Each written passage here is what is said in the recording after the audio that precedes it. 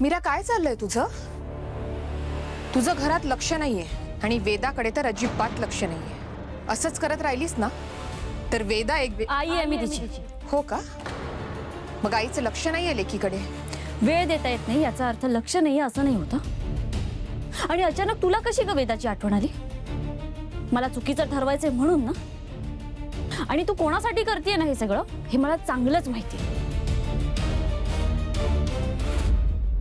Good morning Meera. तुम्हाला coffee हवी आहे ना? तुम्ही बसा ना, मी घेऊन येते लगेच. मीरा,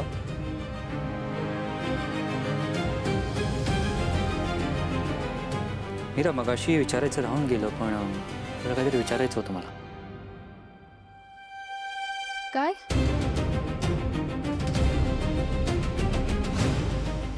मंत्र? मंत्र, अमावस्या, तुळस, अजून एक शब्द काय? यांना वस्तूंची नावं कशी कळली?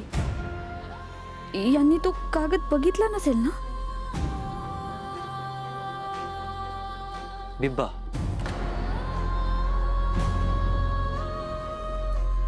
काय हे सगळं? काय विचारतायत अथर्व?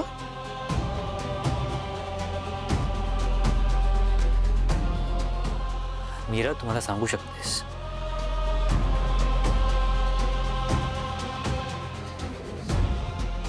काय नाही हो, पण तुम्हाला कसं कळलं हे? आणि म्हणजे तुम्ही ते तू रात्री झोपेत त्या सगळ्या गोष्टी बडबडत होतीस. अच्छा, असं आहे का? अहो मग ते स्वप्न असेल एखादं. मी तुला विचारलं होतं तेव्हा हे स्वप्न आहे का, तू नाही म्हणालीस. आपल्याला कुठे आठवतात ना स्वप्न. असेल असंच काही. तुम्हाला कॉफी हवी आहे ना? मी आणून देते, तुम्ही बसा ना बाहेर. ओके.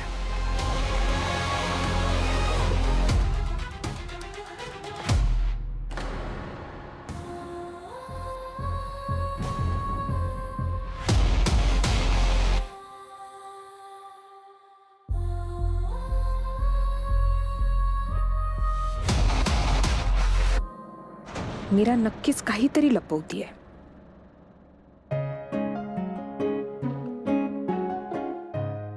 ऐको, मस्त दिसतोय की नाही मी? हा?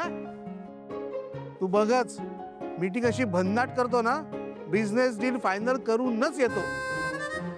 डॅड, तुमचा हा आउटफिट म्हणजे वाईट आहे. वाईट?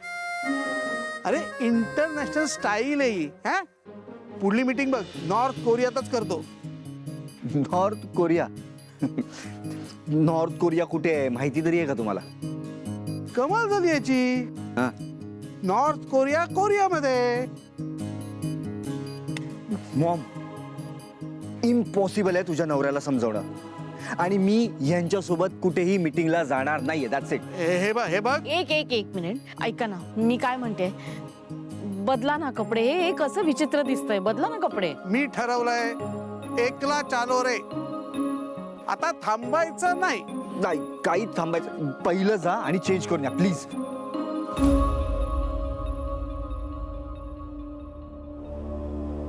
बाबांनी सांगितलेल्या गोष्टी वेदाच्या बाबांना कळल्या, ठीक आहे, पण ते ताईने ऐकायला नको होतं.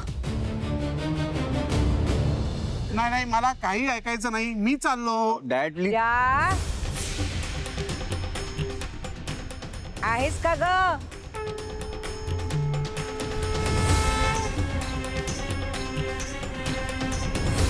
आजी, नमस्कार करत्या. सुखीरा. झालं, आता तुम्ही मीटिंगला जाऊन काहीही उपयोग होणार नाही असं वाटतंय मला. बायको, शुभ बोल जरा. समोर शुभ दिसेल तर शुभ बोलीन ना. मनात शुभ असलं की आपोआप शुभ होतं.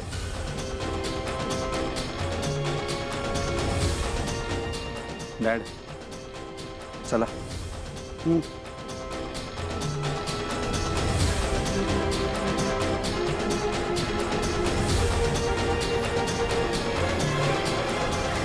बाकी सगळे कळतं, पण दुसऱ्याच्या घरात येण्या जाण्याची वेळ कळत नाही, हो ना?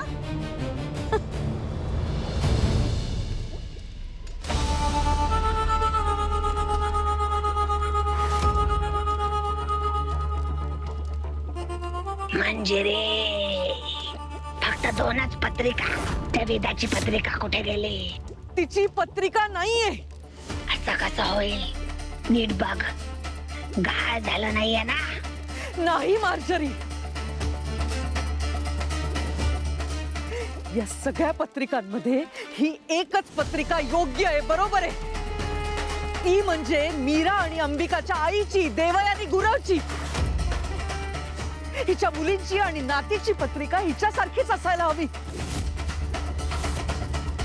आपल्याकडे राधा गुरव म्हणजेच अंबिकाची पत्रिका आहे, पण त्यावर आता मीराचं नाव आहे. पत्रिका बदलली कशी? तुझ्याकडून काहीतरी घोळ. माझ्याकडनं अशी चूक कधीच होऊ शकत नाही. आपण अंबिकाला मारलं, त्याचा काहीच उपयोग झाला नाही. इतकी वर्ष वाया घालवली आपण. आपण काय काय नाही केलं या सगळ्यासाठी मार्जरी. या शिवनाथकडे मी विद्या शिकायला गेले, त्याला फसवून त्याच्या बायकोला जाळलं. त्याच्या मोठ्या मुलीला राधाला मी पळवून आणलं. अंबिका म्हणून तिला वाढवलं, तिला सून म्हणून घरात आणलं. आणि तिच्या पोटी वेदाचा जन्म झाल्यानंतर तिला जाळून टाकलं. आणि आता जेव्हा अंबिकाचा आत्मा कवडीत कैद करायची वेळ आली, तेव्हा आपल्याला कळतंय की आपल्याला अंबिकाला नाही, मीराला मारायचं होतं. म्हणजे आपण इतकी वर्ष ज्या गोष्टीसाठी झटलो, वाट पाहिली, ते सगळं निष्फळ ठरलं. आजी, अगं मीच तुला भेटायला येणार होते आणि तू चालीस. हो हो मीरा, मला देखील तुला भेटायचं होतं ग, म्हणून मी चालले. तुझी सासू बरी आहे ना मीरा? नाही म्हणजे तिचं सतत काही ना काही चालूच असतं. व्याप आणि ताप उगाचच वाढवते, म्हणून विचारलं ग. मार्शरी, म्हणूनच वेदाची पत्रिका नाहीशी झाली.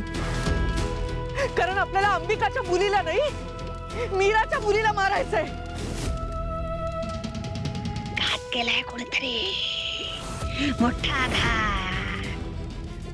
आपण मीराचाही जीव घेऊ शकत नाही, कारण आधी तिच्या पोटी मुलगी जन्माला यायला हवी, मगच हे सगळं वर्तुळ पूर्ण होईल. मार्शरी, आपलं चिरतरुण राहायचं स्वप्न अपूर्ण राहील. म्हणजे पुन्हा त्या अरिष्टाची सुरुवात.